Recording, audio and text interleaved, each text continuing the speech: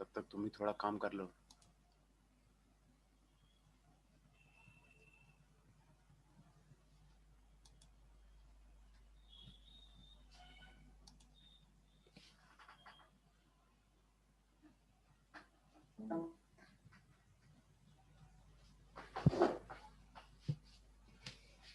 आ गया वीडियो, आ गया।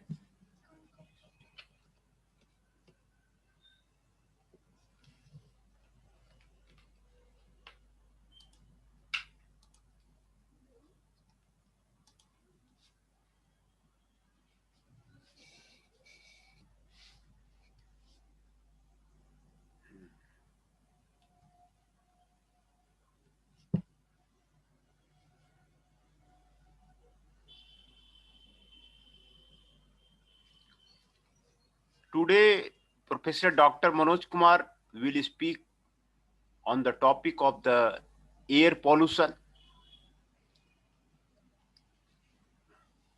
which is in the syllabus of the all, which is in the syllabus of all graduate courses. Air pollution. Air pollution refers to the release of the pollutants into the air that are detrimental to the human health and planet as a whole. The Clean Air Act authorizes the U.S. Environmental Protection Agency (EPA) to protect the public health by regulating the emissions of these harmful air pollutants.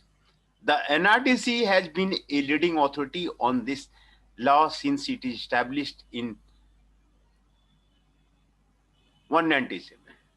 Air pollution is a change in the physical, chemical, and biological characteristics of air that causes adverse effect on humans and other organisms.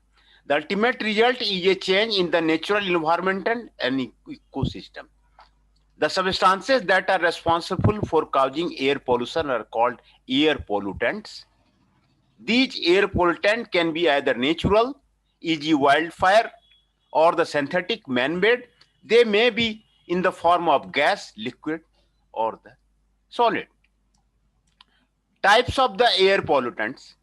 An air pollutant is known as a substance in the air that can cause harm to humans and the environment. Pollutants can be in the form of the solid particle, liquid droplets, or gases. In addition, they may be natural or man-made. Pollutants can be classified as either primary or secondary. Usually, the primary pollutants are substances directly emitted from a process, such as an ash from a volcanic eruption, the carbon monoxide gas from a motor vehicle exhaust, or sulfur dioxide released from the factory.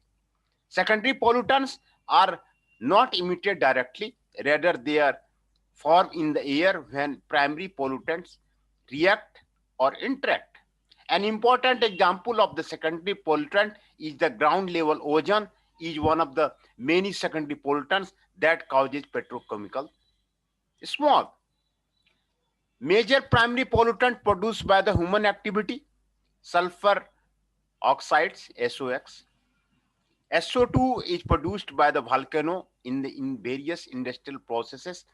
Since coal and petroleum, other certain sulfur compounds, their combustion generates sulfur oxides.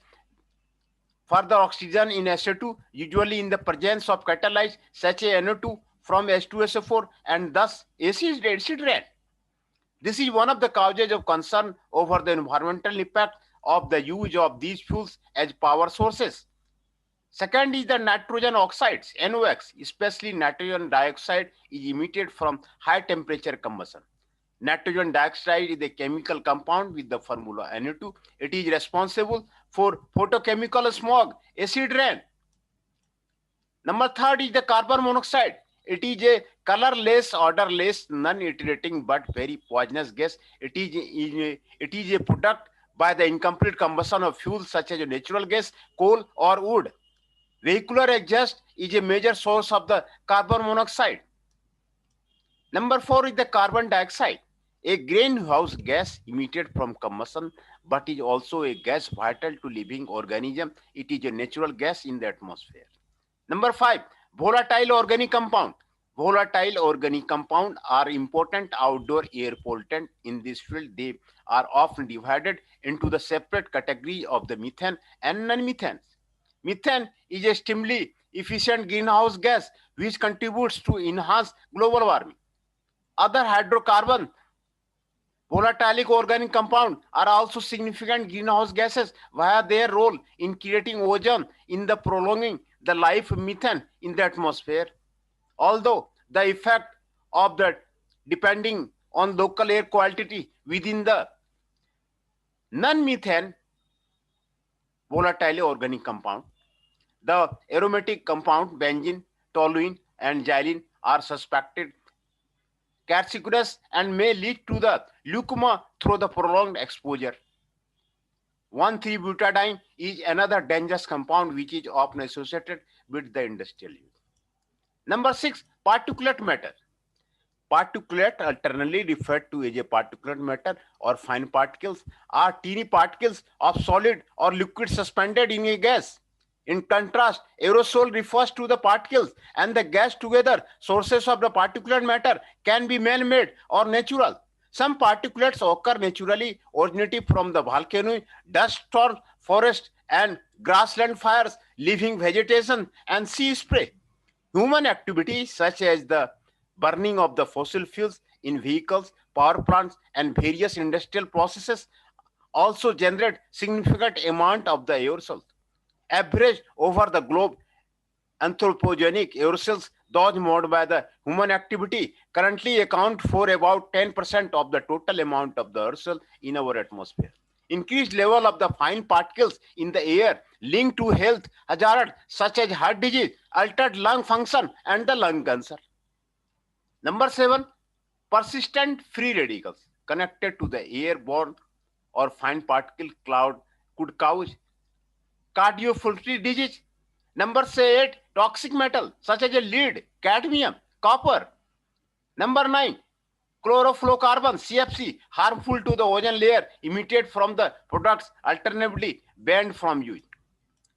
Number 10, ammonia, NH3, emitted from the agricultural process. Ammonia is compound with the formula NH3. It is normally encountered as a gas with a characteristic pungent odor. Ammonia contributes significantly to the nutritional needs of the terrestrial organs by serving as a precursor to the foodstuffs and fertilizers. Ammonia, either directly or indirectly, is also a building block for the synthesis of the many pharmaceuticals along in wide use. Ammonia is both caustic and hazardous. Number 11, odors such as garbage, sewage, and industrial processes. Number 11, radioactive pollutants produced by the nuclear explosion, war explosives, and natural processes such as radioactivity decay of the carbon. Secondary pollutants include particulate matters formed from gaseous primary pollutants and compounds in the photochemical smoke. Smoke is a kind of the air pollution. The word smoke is protochemical of the smoke and fog, plastic smoke, and results from amounts of coal burning in the area caused by the mixture of smoke and sulfur dioxide. Modern smoke does not usually come from coal but from the vehicular and industrial emissions that are acted only in atmosphere by sunlight to form secondary pollutants. They also combine with the primary emission to form the petrochemical smoke.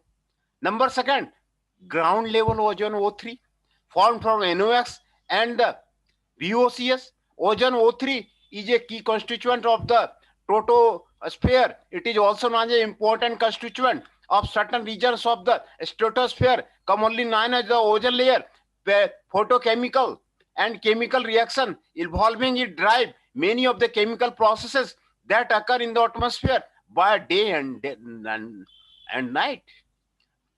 At abnormally high concentration brought about by human activity, largely the combustion of the fossil fuel, it is a pollutant and a constituent of the smoke. Peroxyethyl nitrate, PN, similarly formed from NOx and VOC, and is a dangerous air pollutant, mostly affects our respiratory system and nervous system.